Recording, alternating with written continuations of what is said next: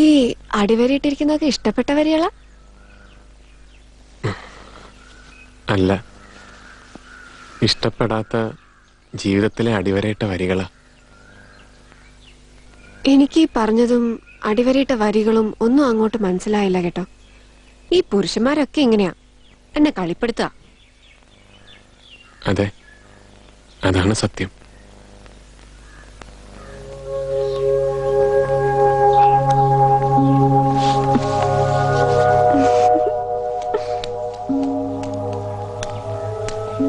ഈ കവിതയുടെ ഒക്കെ അർത്ഥം ഒന്ന് ചൊല്ലിയും പറഞ്ഞും തരുമോ?